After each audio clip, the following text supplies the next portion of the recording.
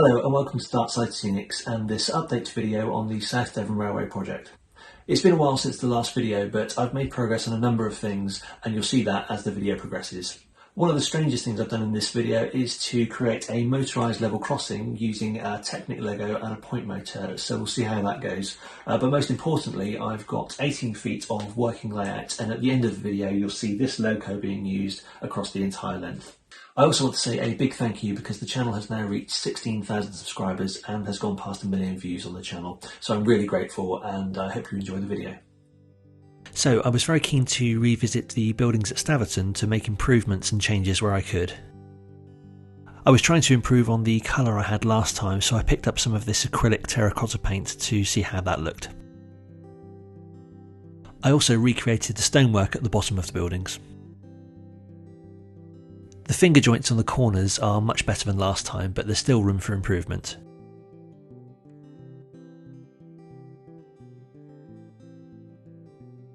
Now I've checked the fit, the whole thing can be glued together.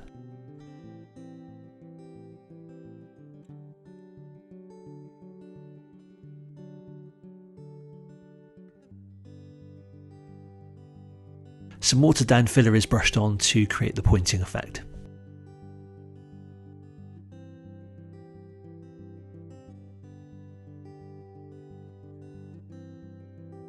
And the same filler is used for the brick pointing effect. You can see the filler start to gather on the corner finger joints, so that's why I'd like to make some more improvements.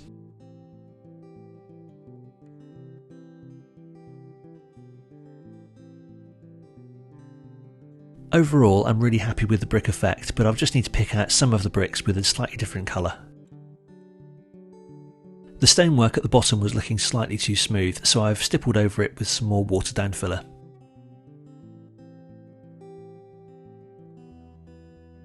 When that was dry, I gave it a coat of Citadel wash.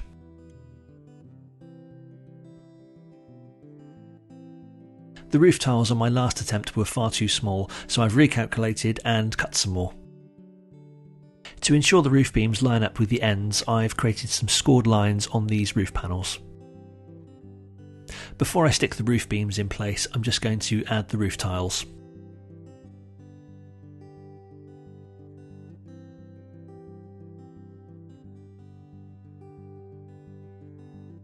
Providing my measurements are correct, once these are stuck in place, they should line up perfectly with the ends.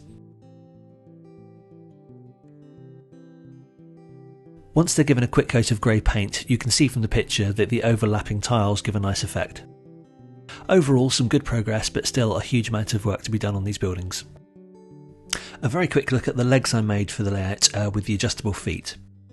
Originally I tried to hide the adjustable feet, but it meant that the legs weren't very stable. As soon as I changed the position, there was a massive improvement. I placed an order for another pack of these adjustable feet, and it looks like they've made a few improvements.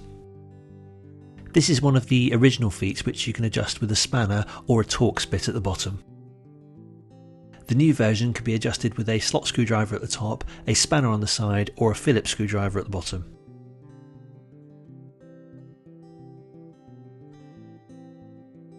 I've been through some of this on previous videos, so I'll try not to repeat myself. I needed to cut some access panels in the bottom of the boards to allow me to get to the wiring. I've also left a key in the bottom left so you can see which of the 3 Staverton boards I'm working on.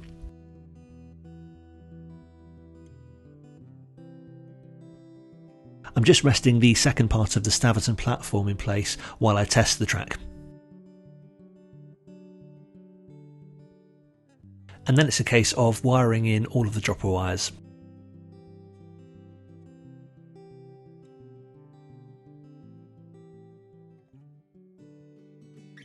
This point motor jig has been incredibly useful when it comes to installing the point motors from underneath.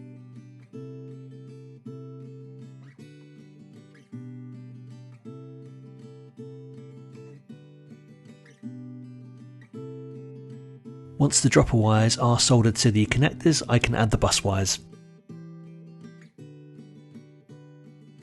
And then the wires can be connected to the point motors, which is very straightforward.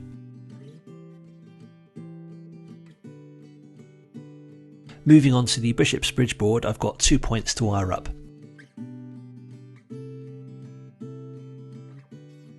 This DCC Concepts flux was another good recommendation. I have to say these Unifrog points really do make life easier. Now they're all wired up, I just need to add a small amount of heat shrink.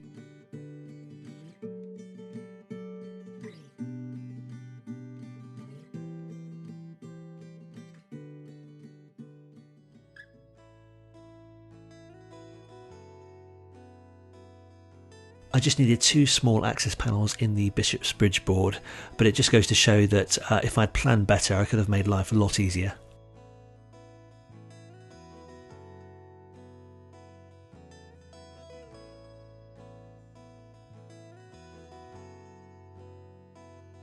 Some of the cables are tidied up before adding some more point motors.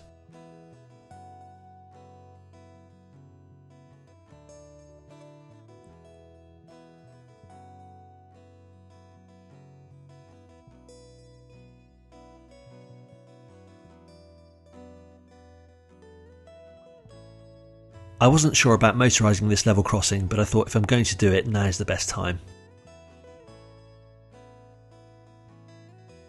I picked up some brass tube in 2mm and 1mm. The 1mm fits the hinges on the level crossing gates, and the 1mm fits inside the 2mm tube. The 2mm tube is then cut down and superglued into place.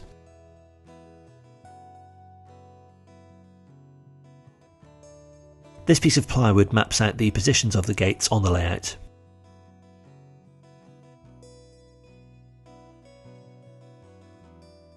It's very clear here from the crossover that I can't run these at the same time off one point motor. Instead, I'll run the 2 gates on the left hand side off one point motor and then the 2 on the right from another. You can buy some fairly cheap plastic cogs online, but I had some Technic Lego in the loft, so I thought I'd give that a try. I drilled some 1mm holes into these pieces before supergluing some bricks onto the plywood.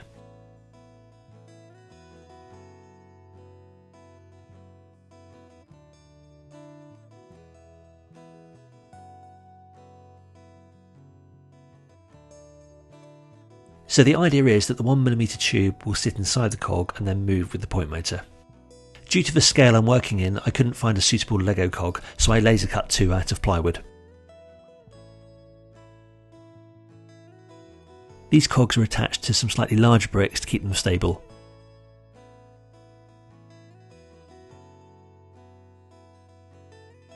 And when I'm happy with the position, I can superglue them into place.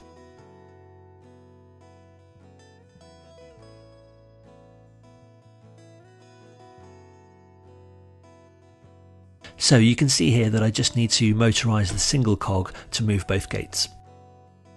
This prototype box was quite a mess when I'd finished hacking away at it, but at least I have the measurements now to make a better version. And now to fit the point motor. A small hole was drilled into the wooden cog to fit the point motor rod. This was just for testing, but obviously a second motor will need to be fitted. So with the gates temporarily held in place with blue tack, I can use a 9V battery to test the motor. I might need to experiment with servos to see if I can get a more accurate and smoother action, but it works and I can always make some changes under the layout at a later date.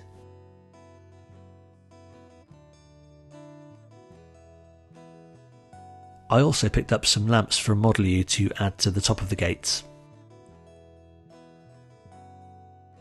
I did some work on the platform in the last episode, so I've continued with that by adding some paving slabs and also creating some stonework for the edges.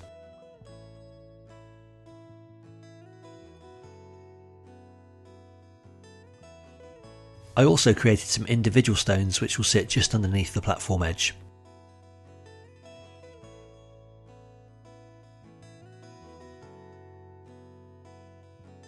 And then the entire platform is given a base coat of light grey. To give some variation, some of the stones are picked out in slightly different colours. To give the MDF a stone look, it's given a coat of watered down filler.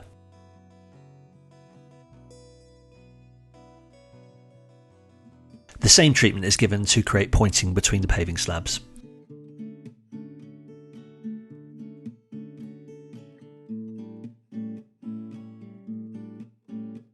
To give the tarmac effect, I'm using some Peco road texture. Some Humbrol satin coat is brushed on first before I apply the texture.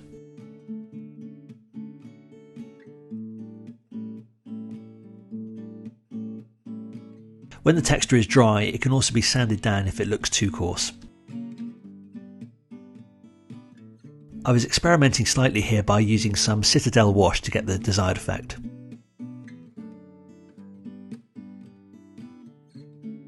I spent a bit of time scraping out the mortar lines between the slabs, which I can weather later. And I need to spend some more time on the tarmac section as it's not quite looking as I'd hoped. I've been putting off the road bridge near the level crossing at Staverton for some time. I had a very basic card structure, so I decided to cover it in Das clay and then carve the stonework.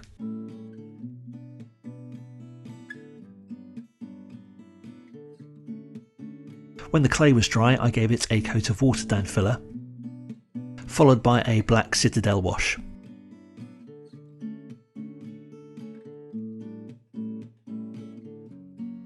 Once this was glued into place, it meant that I could continue with the road section.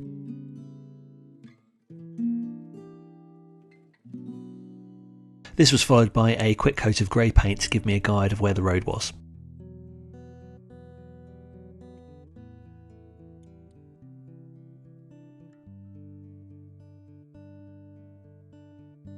I was probably jumping the gun slightly here, but I wanted to add some earth texture to give it time to dry. This is matte Mod Podge followed by some earth texture. The earth texture I use is 50% brown tar grout and 50% woodland scenics fine turf.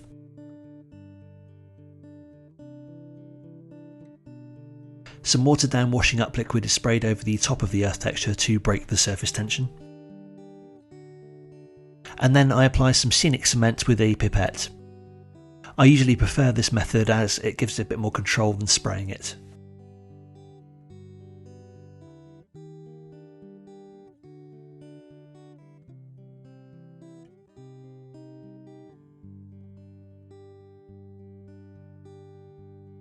To create the walls next to a Leat, I decided to have another go at using the XPS foam for stonework. I run over the foam with a wire brush before using a sharp pencil to create the stonework. A large part of this wall will probably be covered in ivy, but I still wanted to have a go because it's quite a nice material to use.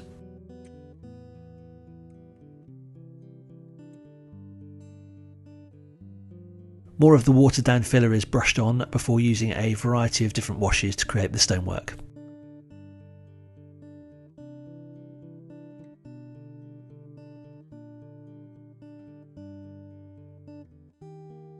Each of the walls are stuck in place using some scenic glue and left to dry.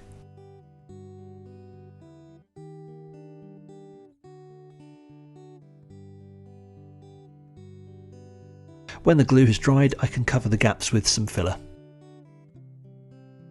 As the other two boards have had the earth texture treatment, this is the final one to do.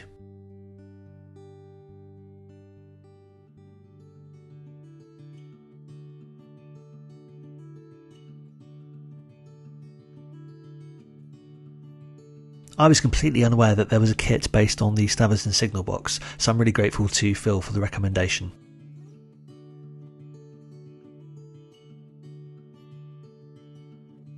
This is a really nice kit with very clear instructions, so it didn't take very long to do.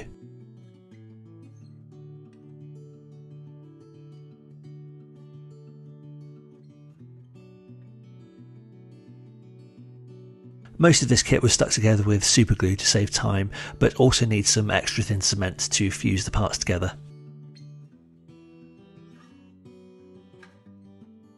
I gave it a coat of paint, but I need to pop out to Staverton to check the colours, as I'm not quite sure that these are correct. The roof tiles are self-adhesive, so nice and easy to do. However, I still managed to make a few errors on this, so I might need to do it again.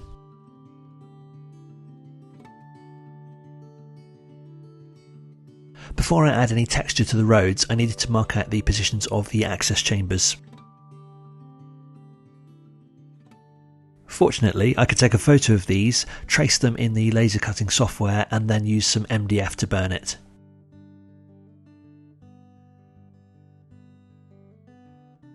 It's only a small detail, but I think it's a really important one to have.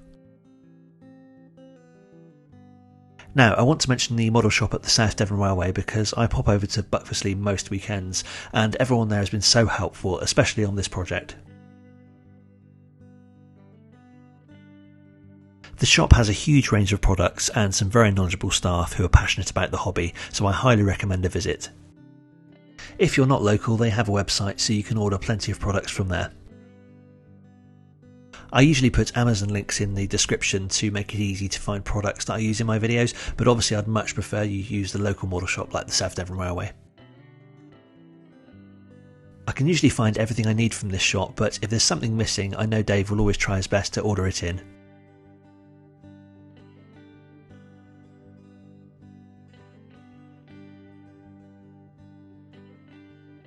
Most recently, I picked up these wagons which will be used on the layout.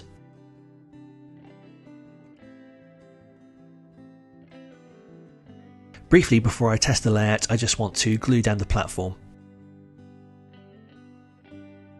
I'm just tracing the outline with a pencil before gluing it down. Before the glue sets, I run some carriages alongside it to make sure everything's in the right place.